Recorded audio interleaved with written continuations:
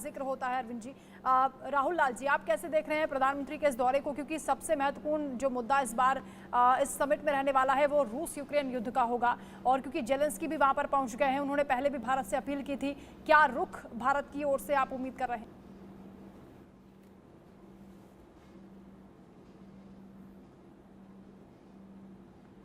Rahul ji, unmute कीजिए खुद को।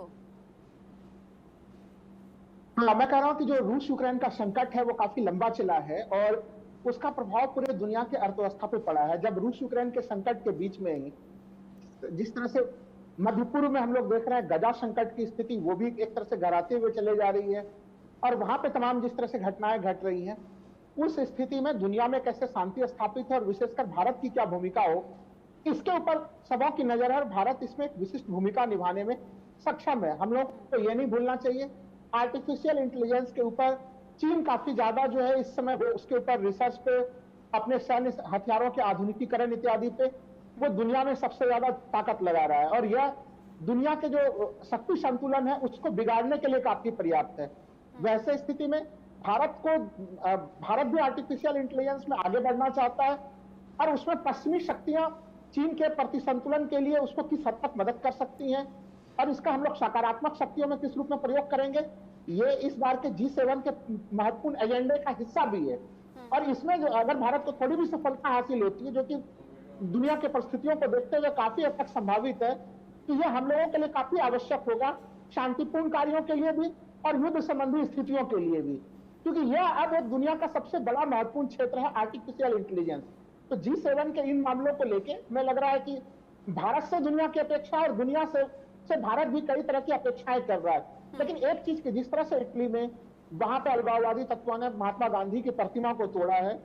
उन सब स्थितियों को लेके जो दुनिया भर में जो अलग अलग लोग प्रत्यक्ष या अप्रत्यक्ष तौर पे इस प्रकार के संगठनों को जो समर्थन दे रहे हैं, भारत सरकार को चाहिए कि ये दबाव बनाने के लिए सबसे अच्छा महत्वपूर्ण बहुपक्षीय प्लेटफॉर्म है, और इस प्लेटफॉर्म का प्रयोग किया जाना चाहिए, क्योंकि भारत के ऊपर लगातार हम लोगों ने देखा है कनाडा, अमेरिका, इन देशों की तरफ से कई बार दबाव बनाया जाता है। अब ये बारी है भारत की तरफ से पश्चिमी देशों के ऊपर दबाव बनाने को लेके कि भारत के विरुद्ध, भारत के में कहीं कहीं एक तरह से अलगाववाद को फैलाने को लेके विदेशी धरती का प्रयोग ना हो, और विशेषकर पश्चिमी देशों की धरती का प्रयोग ना हो, ये एक महत्वपूर्ण मामला होना चाहिए। प्रोफेसर मनोज, जब पीएम मोदी पहुंचे इटली तो उन्होंने समिट का जिक्र किया, उन्होंने अपनी उत्सुकता जाहिर की और उन्होंने बताया कि राष्ट्र प्रमुखों से मिलने के लिए बहुत ज्यादा उत्सुक मैं हूं और कई बड़े मुद्दों पर बात होगी। वैश्विक चुनौतियों का भी उन्होंने जिक्र किया। आपको क्या लगता है इस वक्त सबसे बड़ी वैश्विक चुनौती क्या है? क्या रूस यूक्रेन का युद्ध सबसे ज्यादा इंपॉर्टेंट लगता है? इजरायल हमास के बीच में जो संघर्ष है उसमें जो नरसंहार, छोटे मासूम बच्चे मारे जा रहे हैं, वो बड़ा चैलेंज है? एआई, एनर्जी, ये ज्यादा बड़ा मुद्दा नजर आता है, या फिर कोई और मुद्दा? देखिए, किसी भी देश की जो विदेश नीति होती है वो उसके आर्थिक और सामाजिक के आधार पर ही तय होती है। और अभी आज देश के प्रधानमंत्री जी जिस प्रकार से वहाँ पे गए हैं और चुनाव जीतने के बाद से तुरंत गए हैं, तो अगर आप इनका पिछला भी कार्यकाल देखिए तो 2014 में भी वो भूटान गए थे, 2019 में मालदीव गए थे और अभी 24 में वहाँ इटली पहुंचे हैं। और G7 का जो मीटिंग है वो हम सब जानते हैं कि आज विश्व की जो पूरी GDP है विश्व का, उसमें लगभग 40% हिस्सा G7 शेयर करता है और लगभग 35% उसका बिजनेस स्टेक होल्डर है पूरे विश्व में। तो आप इसी से अंदाजा लगा सकते हैं कि किस प्रकार का ये जो G7 कितना मजबूत संगठन है। और दूसरी तरफ आप देख सकती हैं कि जब से रसिया यूक्रेन का जो क्राइसिस हुआ है और उधर गाजा पैलेस्टीन और खास करके चाइना का भी इसमें अगर आप देखिए तो UNSC जो यूनाइटेड नेशन सिक्योरिटी काउंसिल, वो कहीं ना कहीं एक तरीके से उसका जो विश्व में जो उसका प्रभाव था वो कम हुआ। और इसीलिए आज इस प्रकार का जो संगठन जिसमें अमेरिका है, फ्रांस है, ब्रिटेन है, जर्मनी है, इटली है, और उसमें भारत को एक आपको आउटरीच के रूप में बुलाया गया है, और उसमें मोदी जी की जो एक रिलेवेंस और जो उनकी पॉपुलरिटी रेट पूरे विश्व में जो बढ़ी है, उसके आधार पर मैं बिल्कुल कह सकता हूं कि ये जो समिट है इसमें मोदी जी बिल्कुल, और जो आज के डेट में जो वर्ल्ड में जो क्राइसिस चल रहा है उसके ऊपर जरूर डिस्कशन होगा और उसमें एक मेजर पॉजिटिव रोल प्ले करेगा भारत, क्योंकि भारत हमेशा से पीसफुल को लेकर आगे चलता है, विदेश नीति उसकी पॉलिसी रही हुई है। और मैं दूसरी बात एक और चीज कहना चाहूंगा कि इटली, आप खुद सोचिए, इटली में जिस प्रकार से जो एक इकोसिस्टम है भारत का, वो लगभग 1,25,000 करोड़ का भारत के साथ व्यापार है। और आप अभी देख सकती हैं कि पिछले मतलब 2-3 सालों में लगभग 28,700 करोड़ का इन्वेस्टमेंट भारत में इटली ने किया है। तो आर्थिक रूप से भी और तकनीकी रूप से भी ये जो मीटिंग होने वाली है बहुत ही इंपॉर्टेंट होने वाली है, क्योंकि एआई की भी डिस्कशन वहां पे होने वाला है। और आप देख सकते हैं कि यूरोपियन कंट्रीज ही एआई और तकनीकी रूप से सबसे ज्यादा वर्चस्व उनका है, चाहे आप ग्रीन एनर्जी की बात कर लीजिए, बायोटेक की बात कर लीजिए, रिन्यूएबल एनर्जी की बात कर लीजिए। तो मुझे लगता है कि सारे विषय को इस समिट में इसको रखा जाएगा और इसमें भारत कहीं ना कहीं इसमें बहुत ही मेजर स्टेक होल्डर्स के रूप में काम करेगा। बिल्कुल। और आलोक सर, क्योंकि G7 में भारत को बार बार बुलाया जाता है, इसकी एक बड़ी वजह उसका बढ़ता प्रभाव और जिम्मेदारी भी है, क्योंकि भारत एक लोकतांत्रिक देश है और इसीलिए डिस्कशन में वो निष्पक्ष तौर से बातचीत कर सकता है, इसीलिए बार बार उनको इन्वाइट किया जाता है। प्रधानमंत्री मोदी क्योंकि तीसरे टर्म की शुरुआत के बाद पहला उनका विदेश दौरा है, क्या उम्मीदें कर रहे हैं आप? आपने बहुत अच्छा मुद्दा उठाया, लोकतंत्र, इसीलिए मैं कहने वाला था।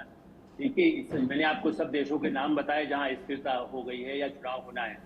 भारत का लोकतंत्र कितना बड़ा है ये भी वहां पर जो आज उनको अगवानी हो रही है, स्वागत हो रहा है, या अनौपचारिक बातचीत में भी जब सामने मिलेंगे तो बधाई उनको इस बात की मिलेगी कि दुनिया में कई लोग भारत विरोधी जो तत्व हैं, इंक्लूडिंग हमारे देश के नेता भी जब जाते हैं, राहुल गांधी कहते हैं लोकतंत्र नहीं है, लोकतंत्र खत्म हो गया है। उनका एक अपने आप जो जवाब भारत की जनता ने दिया है,